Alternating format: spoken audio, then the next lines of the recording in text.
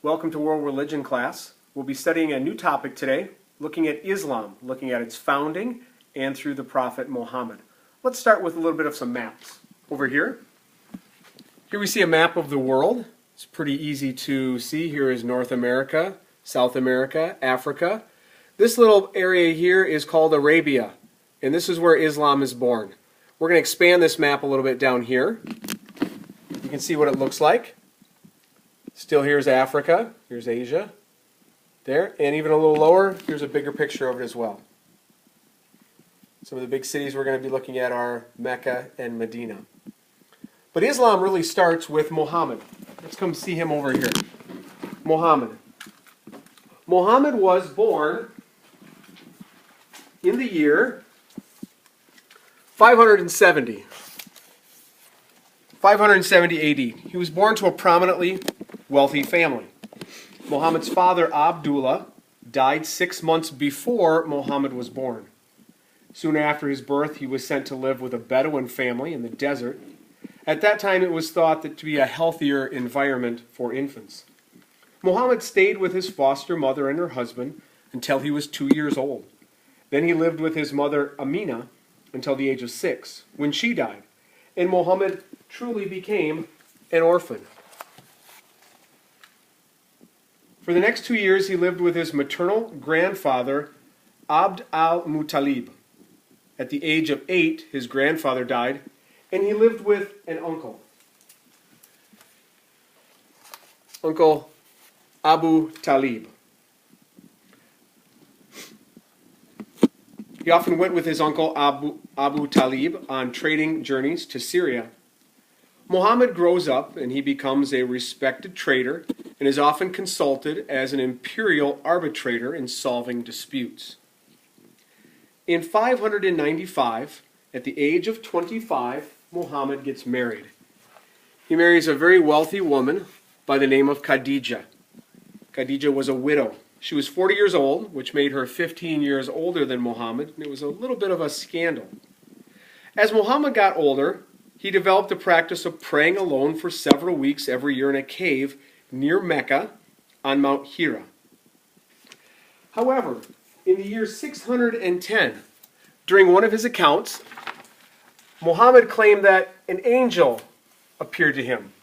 In 610 AD, the angel Gabriel appeared and commanded him to recite certain verses or scripture passages that would later be included in a holy book called the Quran. At first, Muhammad didn't know what to think about this kind of a visitation. After talking with his wife Khadija, though, he was reassured that there was nothing to worry about. Over the next 3 years, Muhammad gave himself to prayer and spiritual practices, and the revelations began again, leading to more recitation, more verses, and eventually adopting a book which would be formed called the Quran. Muhammad gains a small group of followers from this Quran. Among this small group of followers is one of his very good friends by the name of Abu Bakr. And another one of his followers is an 11-year-old nephew by the name of Ali. Ali and Abu Bakr, along with Khadija and others. As Muhammad begins to preach, he preaches about monotheism, the belief that there is only one God. He also preaches against the traditional religious beliefs of Mecca. And opposition grows a little bit against Muhammad. In the year 619, his uncle, Abu Talib, dies. And in that same year, his wife, Khadija, also dies. And with the death of these two people, opposition against Islam tends to rise a little bit more. He had protection from his uncle, Abu Talib, who was a high-ranking official within the clan, as was his wife. But with their passing now, people in the clan are not really sure about this new religion that Muhammad is practicing or preaching or talking about. Shortly thereafter, the very next year, in the year 620, Muhammad is said to have had a miraculous journey.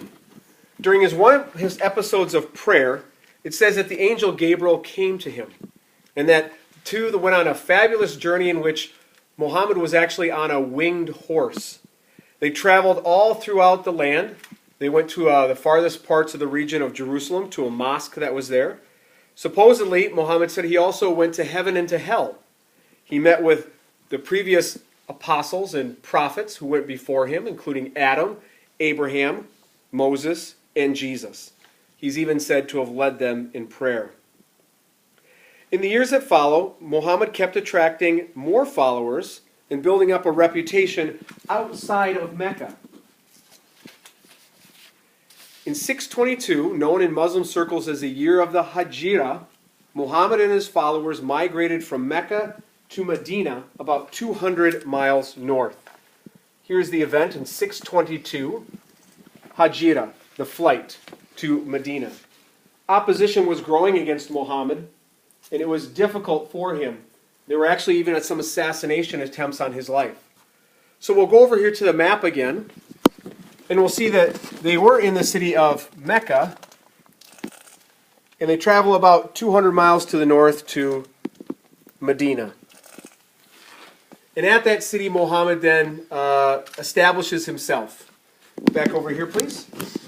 While he's there, Muhammad is asked to be a community arbitrator. In other words, there were different clans, there were different groups, and they were arguing and fighting amongst themselves. They recognized Muhammad as someone who had lots of skill, lots of ability, lots of talent. They wanted him to arbitrate, to settle the disputes among them. So he was asked to be a mediator.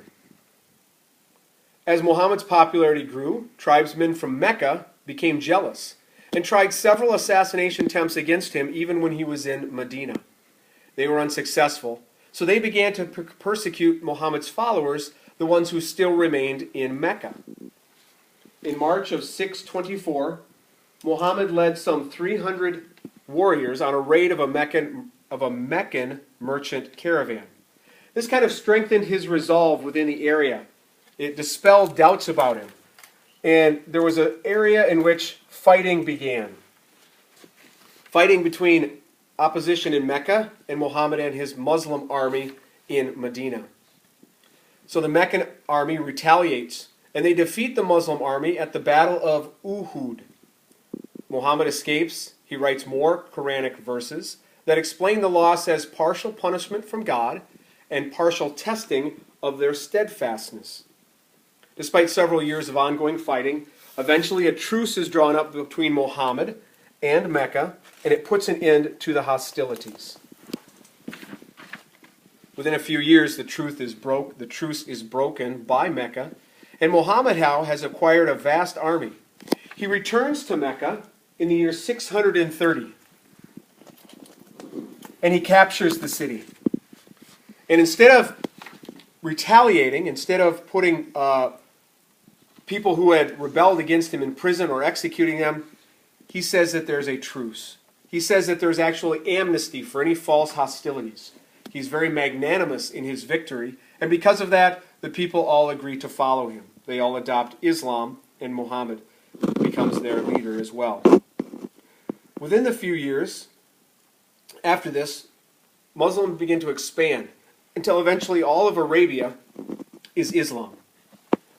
In the year 632, often called the Hajj, it's a farewell pilgrimage. One of the tenets or one of the principles of Islam is that you make a journey to Mecca. And although throughout all this time in history Muhammad has not had an opportunity to do that, in 632 he does. He has a pilgrimage where he brings his followers to Mecca and they establish Islamic cultures there. Shortly after this historic first Hajj, called the farewell pilgrimage, Muhammad returns and falls sick. He's ill. Shortly thereafter, on Monday, June 8th, 1632 AD, Muhammad dies. Although Muhammad has united almost all of Arabia into a single united Arab-Muslim religion, there was disagreement after his death about who would succeed him. Some followers wanted Abu Bakr. Other followers wanted his 11-year-old nephew who had grown up now, Ali. there was difficulty, dissidence, and fighting between them. Over the next 20 years, within Islam, there are two branches that begin to form. The majority branch, who wants Abu Bakr to be the leader, break off and call themselves the Sunni. They are still the dominant force today. The minority, who disagreed, saw Ali as the only rightful successor, and they wanted Muhammad's cousin to be that ruler. These people are what we call today the Shiite. And you'll notice the arrows are different size. The Sunni is the much larger. The Shiite is the much smaller. We will visit these two groups in a few days when we look at modern Islam. So once again, a little study, quick review. Muhammad, his birth in 570 AD, he was orphaned. He was taken in by his uncle Abu Talib, who was a prominent leader of the clan. He married a widow by the name of Khadija. In the year 619, both of them died. But before that happened, the angel Gabriel appeared to him and gave him verses from heaven, which he was to write down in a book called the Quran. Muhammad's first few followers included Abu Bakr, a close friend, and an 11-year-old nephew named Ali. Shortly after his uncle and his wife's death, there was a miraculous journey in which Muhammad is said to have gone on a journey on a winged horse with the angel Gabriel to the mosque in Jerusalem, as well as to heaven and hell, where he led Jesus, Moses, Abraham, and Adam in prayer. There is the flight, as opposition against him grows in Mecca, so he flees to Medina. There he becomes a community arbitrator. There are years of fighting, and then there's eventually a truce. When the truce is broken, Muhammad returns again to Mecca and captures it in 320. In 322, he establishes the first pilgrimage, called the Farewell Pilgrimage. He dies June 8th, 632.